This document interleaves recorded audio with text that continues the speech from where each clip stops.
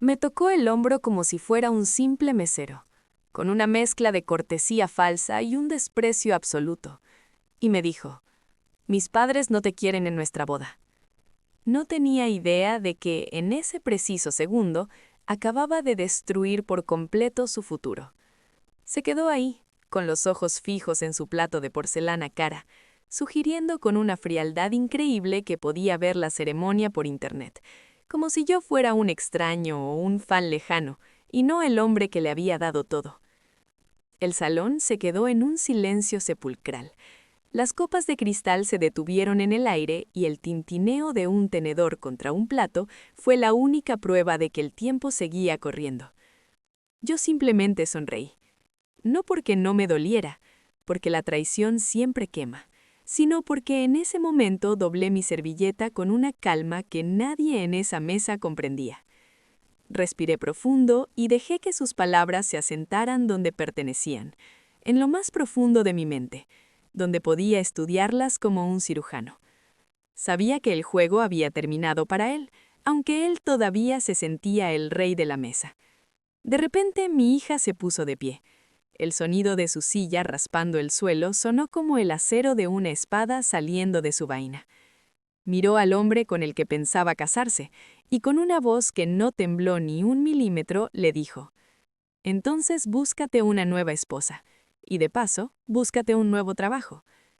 Él soltó una carcajada, un sonido corto y confundido. Él no lo sabía todavía, ninguno de ellos lo sabía. Pensaban que yo era un viejo que se quedaría callado, un escalón que ya habían terminado de subir. Qué equivocados estaban. Conocí a este hombre 8 años atrás, cuando todavía sabía cómo estrechar una mano con firmeza y respeto. En aquel entonces me llamaba señor, me hacía preguntas inteligentes y sabía escuchar. Parecía entender el lenguaje de la paciencia, o al menos eso fue lo que fingió durante casi una década. Yo vi potencial en él, o quizás vi el amor que mi hija sentía y quise asegurarme de que ella tuviera la vida que merecía. Lo ayudé con su primer plan de negocios. Lo llevé de la mano por oficinas donde los correos electrónicos fríos nunca reciben respuesta, y le presenté a personas que mueven los hilos del mundo. No le regalé dinero, porque el dinero se acaba. Le regalé algo mucho más valioso, mi credibilidad. Puse mi reputación sobre la mesa por él. Cuando finalmente se casó con mi hija, lo recibí como si fuera de mi propia sangre. Ese fue mi gran error. La confianza es una moneda que gasté con demasiada libertad y no me di cuenta de que él estaba falsificando el cambio. Con el tiempo, la máscara empezó a agrietarse. Fue algo gradual, casi imperceptible al principio. Las invitaciones a las cenas importantes empezaron a omitir mi nombre. Las decisiones de la empresa se anunciaban en lugar de discutirse conmigo. Empezó a hablar en nombre de mi hija mientras ella estaba a su lado, con una sonrisa demasiado tensa que yo empecé a notar. Él creía que mi silencio era ignorancia, pero yo estaba observando cada detalle, cada gesto de arrogancia que crecía en su pecho como una enfermedad. Empecé a notar cómo sus padres me miraban.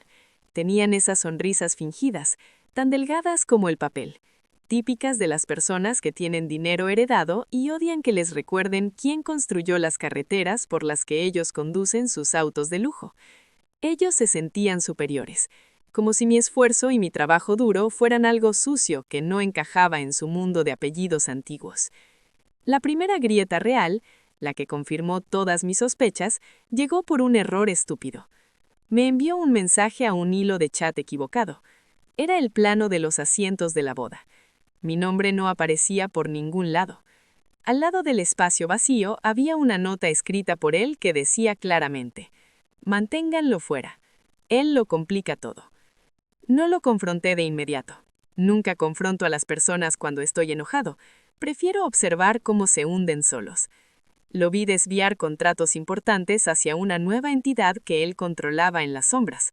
Lo vi presentar mis ideas, las que habíamos discutido en mi biblioteca durante años, como si fueran brillantes ocurrencias suyas en las reuniones de la junta.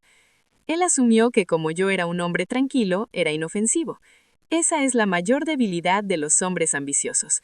Creen que el silencio es una rendición, cuando en realidad es la preparación para la tormenta. Cuando se confirmó que me excluirían de la boda de mi propia hija, algo dentro de mi pecho se enfrió. No se endureció. Se enfrió como el metal que está listo para ser moldeado por el martillo.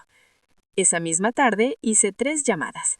Primero llamé a mi abogado, un hombre que no conoce la palabra piedad cuando se trata de contratos.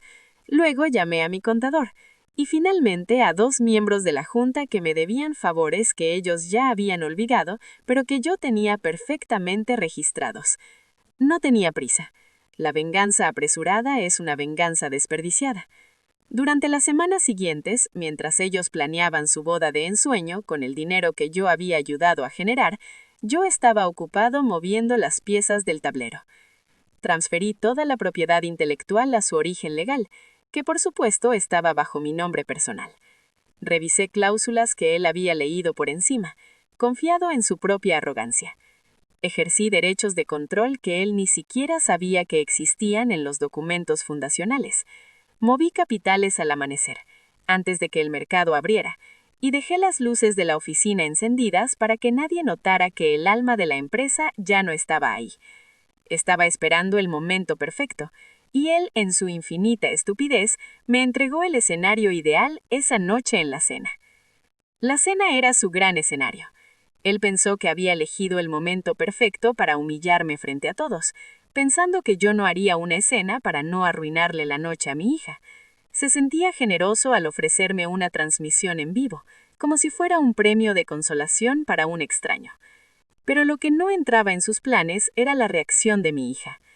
Cuando ella se levantó y le dijo que buscara una nueva esposa, el rostro de él se quedó sin color, como si le hubieran drenado la sangre de golpe. En ese momento los teléfonos en la mesa empezaron a vibrar. Uno por uno los invitados y familiares empezaron a recibir notificaciones. Es ese tipo de vibración persistente que hace que los hombres revisen sus saldos bancarios sin siquiera pensarlo. Él susurró el nombre de mi hija, tratando de recuperar el control, pero ella ni siquiera lo miró. Fue entonces cuando yo me puse de pie, lentamente, dejando que toda la atención de la sala recayera sobre mí. El ambiente estaba tan cargado que podía sentir la electricidad en el aire. Le dije con una voz calmada y medida: «No voy a ver ninguna transmisión. Estaré tan ocupado recuperando lo que es mío». Él trató de hablar, pero su voz se quebró. Se dio cuenta, demasiado tarde, de que el suelo bajo sus pies ya no existía. Mientras él trataba de entender qué estaba pasando, su teléfono no dejaba de sonar. Alguien en la mesa soltó un grito ahogado y otro invitado soltó una carcajada nerviosa. Él miró desesperado a sus padres, buscando apoyo, pero ellos ya estaban ocupados haciendo sus propias llamadas, dándose cuenta de que la fortuna de la que tanto presumían estaba ligada a contratos que acababan de ser cancelados. Para cuando sirvieron el postre, la votación de la junta ya se había formalizado por correo electrónico. Para cuando trajeron el café, todas las cuentas operativas de su supuesta empresa estaban congeladas bajo revisión judicial. El hombre que hace 10 minutos me trataba como un mesero invisible, ahora estaba de pie, tirando su silla al suelo en un ataque de pánico. Intentó decir algo, pero nadie en la mesa se movió para ayudarlo. Mi hija, con una elegancia que me llenó de orgullo, se quitó el anillo de enganche y lo dejó caer sobre la mesa. El sonido del diamante golpeando la madera fue pequeño, pero sonó como un veredicto final. Sus padres se levantaron y se fueron sin siquiera mirarme. La gente con dinero heredado odia las escenas que no pueden controlar, y esta era una catástrofe que yo había diseñado personalmente. Salimos al aire fresco de la noche, y mi hija soltó un suspiro profundo, como si hubiera estado conteniendo el aliento durante años. Me dijo: «No sabía que habías llegado tan lejos». Yo sí lo sabía, por eso esperé hasta que él mismo se pusiera la soga. La justicia no necesita ser ruidosa, no necesita testigos gritando en la calle, solo necesita el momento exacto para actuar. La boda, por supuesto, nunca se llevó a cabo. La empresa que él creía que había robado se desmoronó en cuestión de días, convirtiéndose en algo mucho más pequeño y manejable, ahora bajo el control total de personas que sí se toman la molestia de leer la letra pequeña de los contratos. Él terminó encontrando un trabajo temporal, mediocre, El tipo de empleo que siempre tendrá porque su reputación en el mundo de los negocios quedó reducida a cenizas. Meses después, fui invitado a otra cena familiar por parte de sus parientes lejanos que querían mediar, pero decliné la invitación. Hay lecciones que no requieren que uno esté presente para ver cómo terminan de aprenderse.